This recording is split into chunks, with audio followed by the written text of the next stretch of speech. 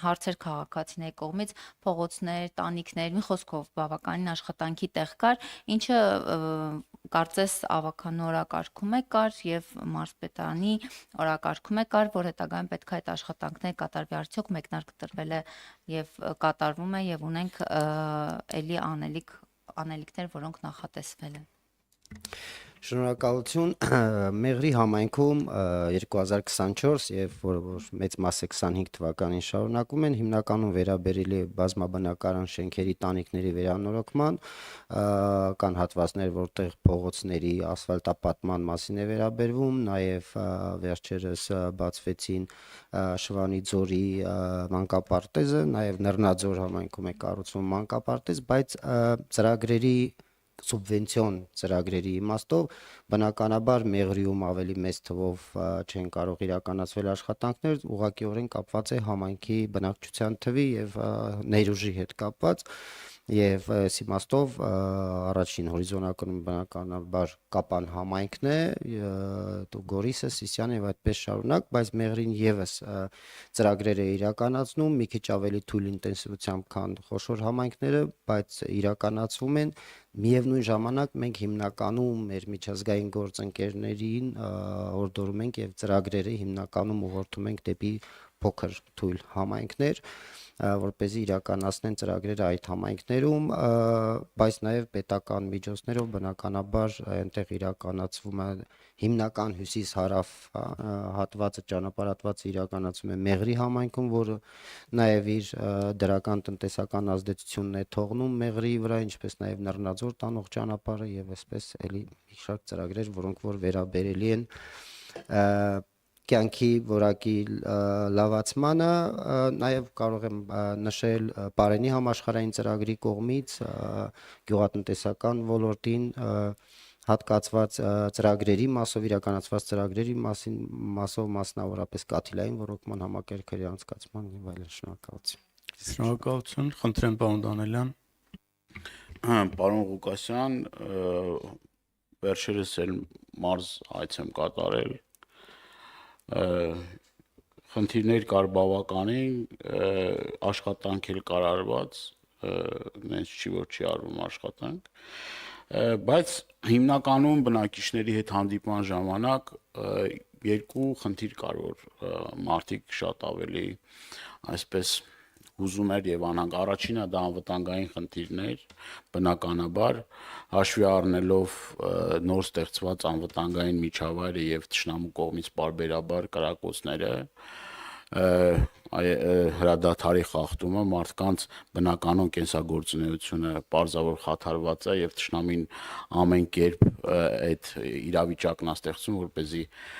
գյուղերից արտագաղթ լինի ի պատիվ այդտեղ ապրող մարդկանց ես իրենց այդ շփումների ընթացքում էլ հասկացա որ այդ մարդիկ իրենց հողու ջրից կարճած են եւ ուզում եմ նաեւ օգտվելով առիթի շնորհակալություն հայտնել Սյունիքի մեր հայրենակիցներին որ այդ համարձակությունը այդ պատվախնդրությունը ունեն բայց երկու հարց կար որ մարդկանց մտահոգում էր առաջին խնդիրը ասեցի որ անվտանգային խնդիրն է Երկրորդը դա աշխատատեղերի հարցն էր, այսինքն սահմանամերձ համայնքում ապրելու կարևոր գրավականներից է նաև տնտեսական բաղը, բացի գյուղատնտեսությամբ, որ զբաղվում են, տեղեր խնդիրներ կա, որովհետև արոտավայրեր են անցել թշնամու, նաև այն տարածքները, որ թշնամու վերահսկողության տակ է դժվարանում են այդտեղ զբաղվել անասնապահությամբ, որոշներն ասում են գլխաքանակի կրճատում է տեղի ունեցել, այսինքն ինչ աշխատատեղեր է նախատեսվում կամ պլանավորում կամ դուք ոնց եք մտածում որ այդտեղ կլինեն աշխատատեղեր բացի որ գյուղատնտեսությամբ զբաղվեն եւ հաջորդ հարցել հետեւյալն է արդյոք այն տարածքները որոնք որ մարդիկ չեն կարողանում օրինակ մշակել կամ չգիտեմ իրենց անասնապահական նպատակներով օգտագործել այդ հողատարածքա այդ հարցն իմիջիայլոց կադաստրի պետին տվել եմ ասում եմ տիրույթում չի Մարդիկ հարկ են վճարում, մարդիկ իմիջիայլոց մենակ Սյունիքում չի դա, ուրիշ տեղեր էլ կա, էլի։ Մարդիկ հարկ են վճարում, մարդիկ գումար են վճարում, բայց չեն կարողանում մշակել։ Ինչ որ բան այս հարցում ազգային ժողովը ձեր կարծիքով ինչ կարող է անել, որ մարդկանց այս հարցում հոգսը թեթևացնի, այսինքն այդ գումարը ես չեմ ասում, եսի միշտ գումարներ է, բայց ամեն դեպս գյուղացու համար դա, որովհետև այդ հարցն էլ եմ բարձրացել, կուզեմ նաև ձեզ լսել։ Շնորհակալ եմ։ Շնորհակալ եմ, պարոն Դանիելյան, նախ շնորհակալ եմ, որ արված աշխատանքներ եք տեսել եւ գնահատում եք եւ իրականում ամբողջությամբ համաձայն եմ ձեզ հետ, որ կան բազմաթիվ խնդիրներ, հատկապես սահմանամերձ բնակավայրերում եւ առանձնապես նաեւ կախված է նաեւ համայնքից, թե որ համայնքի սահմանամերձ բնակավայրերում, այո, Սյունիքում, ինչպես եւ վստահ եմ Հայաստանի բազմաթիվ բնակավայրերում, գյուղական բնակավայրերում բազմաթիվ են խնդիրները, ինչը ենթադրում է, որ պետք է օր ու գիշեր ել ավելի ջանասիրաբար աշխատենք եւ ավելի շատ միջոցներ հատկացվեն հենց գյուղական բնակավայրերին։ Բնականաբար առաջին բանը, որը ընդհանրապես մարդու մտքով անցնում է,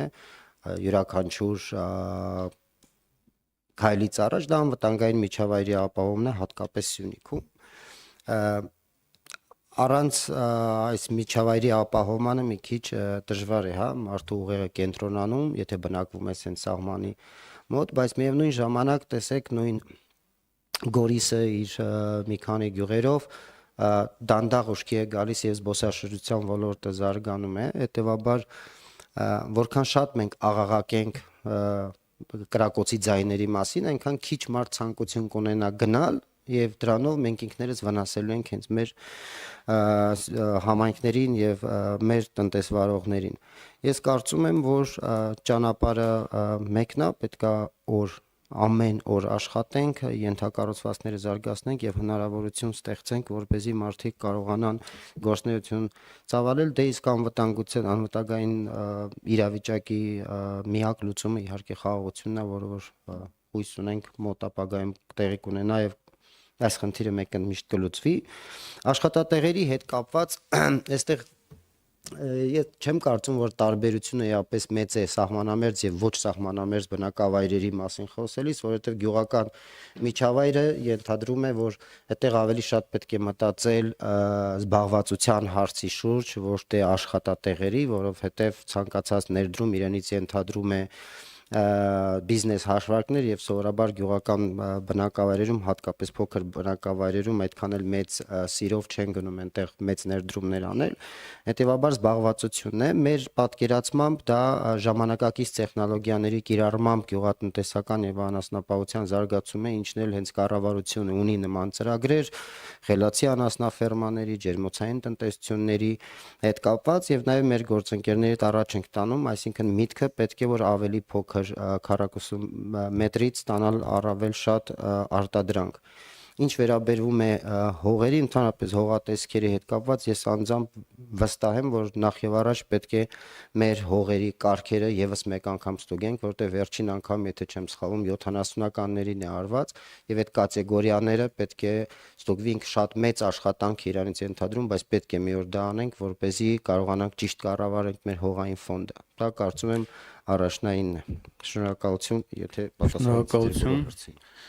Շնորհակալություն պարոն Ղուկասյան, Տավուշի մարզպետ Հայկ Ղալմյանը կներկայացնի Տավուշի մարզի հաշվետվությունը։